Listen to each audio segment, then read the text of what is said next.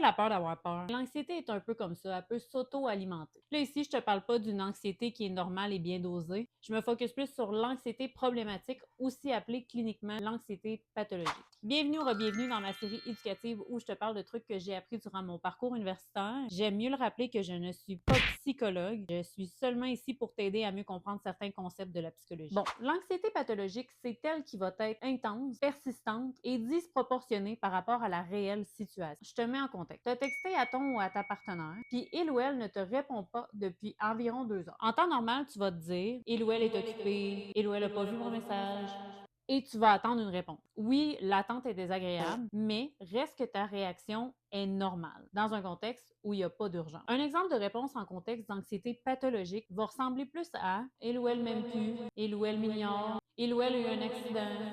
Ici, la réaction va être exagérée par rapport à la situation. C'est là que l'anxiété pathologique va venir créer une réelle souffrance basée sur quelque chose qui fait pas de sens. C'est là quand l'émotion est en dose excessive, qui est envahissante, que ça va avoir un impact dommageable sur la personne. Ça peut avoir un impact sur ses relations, sur son travail, sur ses performances scolaires et un peu trop souvent sur son sommeil. C'est normal aussi à certaines périodes de notre vie de sentir un peu plus d'anxiété. Tout le monde passe par certaines périodes où on est plus vulnérable, on est plus fragile à vivre une anxiété qui est plus intense. Mais l'élément important là-dedans, c'est dans la durée. Si cette période-là est passée depuis un bout de temps, mais que cette anxiété-là est toujours présente de façon aussi intense et nuisible, c'est peut-être dans ces cas-là qu'une intervention avec un professionnel est conseillée pour juste aider à soulager et mieux doser l'anxiété. À faire attention aussi, il y a certaines substances qui peuvent venir aggraver le ressenti de l'anxiété. Par exemple, la nicotine, la caféine.